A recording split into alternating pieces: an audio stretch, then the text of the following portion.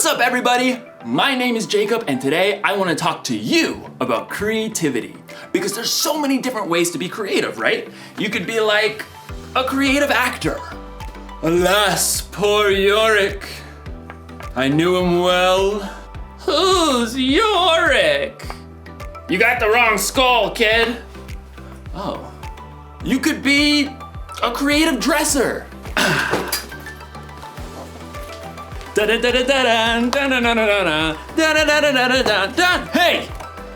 You could be like a creative, I don't know, scientist? But most of the time when you hear the word creativity, you think of something like this. A work of art. Or maybe you think of something like this. Wonder what's got him so anxious. Oh! Oh! Ugh, ewy. In today's story, you're going to hear about the very best creation of all time. Actually, it's the very first creation of all time. It's where creativity was born. And cockroaches. No, it's good. It's indescribable. See you in a few. The Bible. It's 66 books of history, stories, letters, and poetry that fit together to form God's one big story. The epic adventure of how He created us and loves us so much that He made a way to rescue us. As we travel through the Bible, from Genesis to Revelation, we discover people who met God and found their lives changed forever. Now, for an amazing story, inspired by the book of Genesis, chapters 1 and 2. In the beginning. The very beginning. Before the first breath. Before the first flash of color. Before the first moment in time. There was nothing. Nothing. Nothing except God. But when God saw nothing, He saw a blank canvas. He saw the perfect backdrop for a work of art beyond imagination. So, God created. From absolutely nothing, He brought forth the heavens and the earth. But there was no shape or form. God's Spirit hovered over the dark emptiness. Then, God called out, "Let there be light." Brilliant light shattered the darkness like golden trumpets on a still morning. Bright rays shimmered and danced in all the hues of the rainbow. God saw the light was good. He divided the light from the dark, calling the light day and the darkness night. Evening and morning together shaped the very first day of all time. Then God said, "Let there be a huge space between the waters. Let it separate water from water." By His words alone, God shifted the waters, leaving a vast arching space above, the sky. Evening and morning rolled past, the second day. God lifted His voice again. "Let the water under the sky be gathered into one place. Let ground appear." Dry land shrugged its way out of the water. Islands and vast continents and gritty deserts and towering mountains. God called the dry ground land, and He called all the gathered waters seas. But God had even bigger plans for this day. "Let the land produce plants, and let there be trees on the land."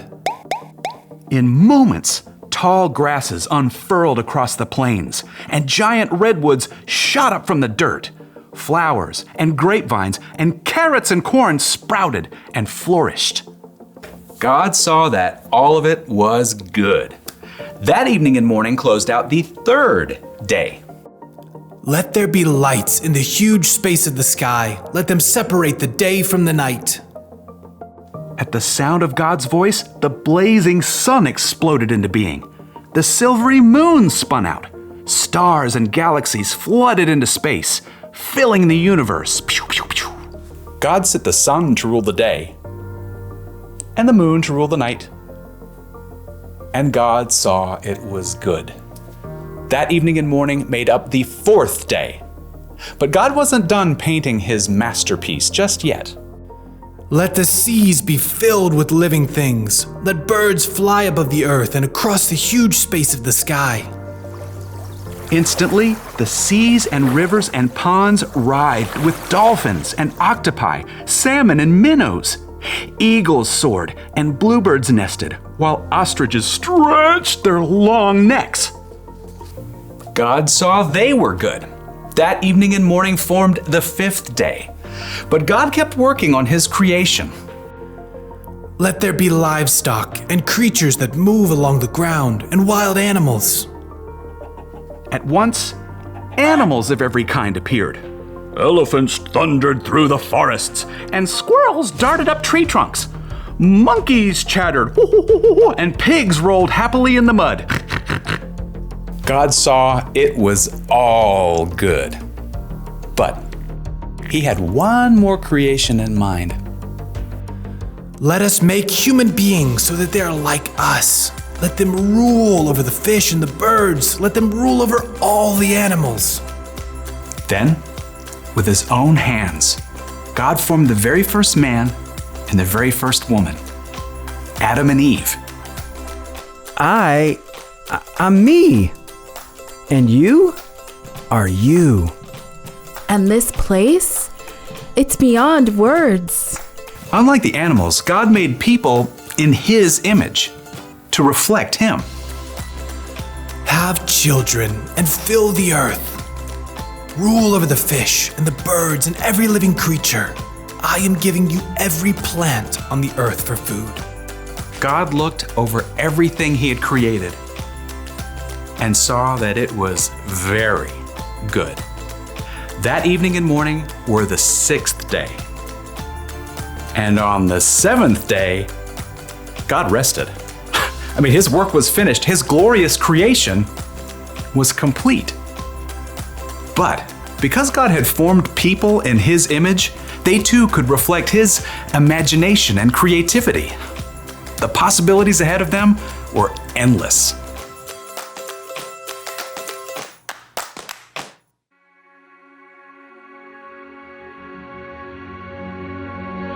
Before I spoke a word, you were singing over me.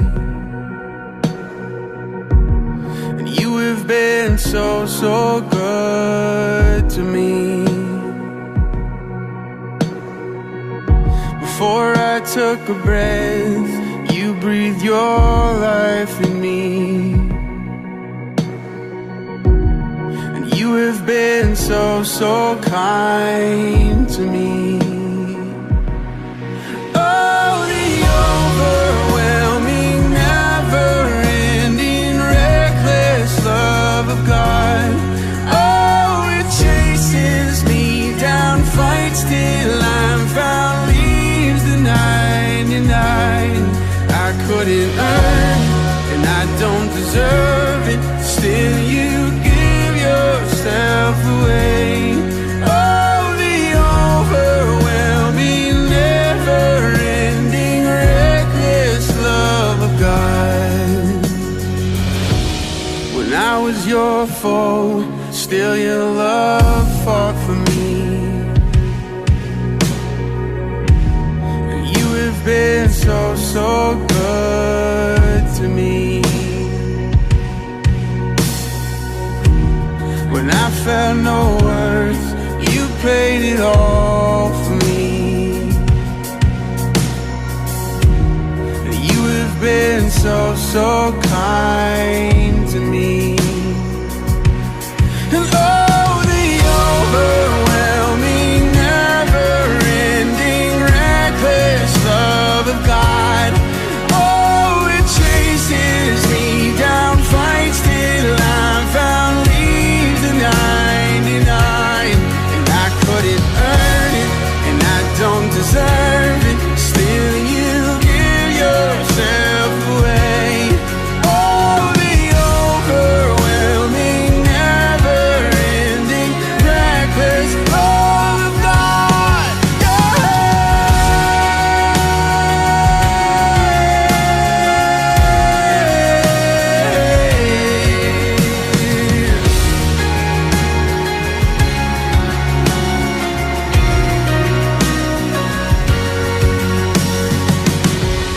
shadow you won't light up, mountain you won't climb up, coming after me.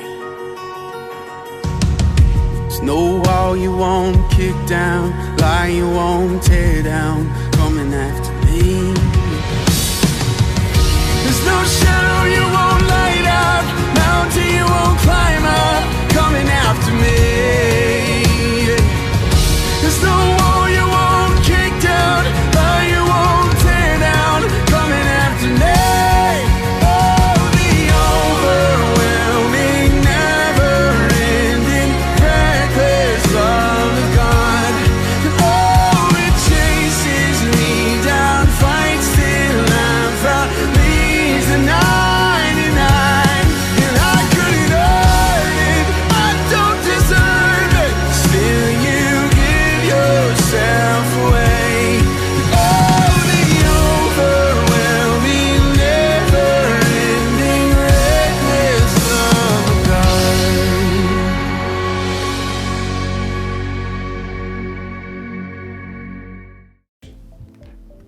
Okay, I just thought of another way to describe creativity.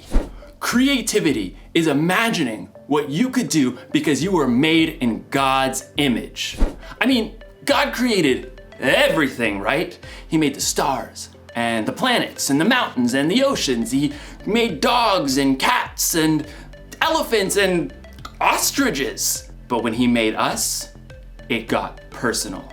God made us so that we think and feel and act tiny bit like him. We are made in his image. So check it. Imagine looking at yourself in a mirror. That's what God is like. And no, I'm not saying that he has the same hairstyle or eye color, but look a little bit closer. There's imagination behind your eyes. You have a smile that could encourage someone when they're feeling down. And your hands that could help someone lift a heavy load. Ugh. All right. Whew. There's no limit to what God can do through you. That's because there's no limit to God's creativity. That's the one thing to remember today. There's no limit to God's creativity.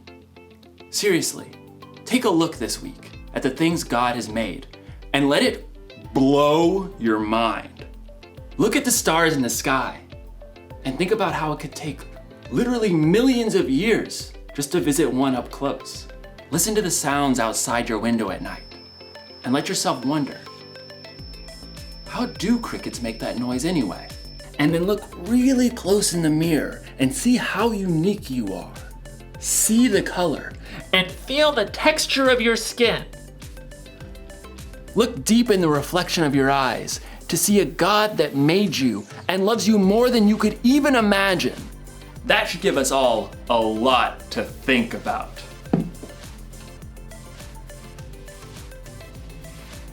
No wonder this guy's a statue. He's thinking about God's creativity. Dude.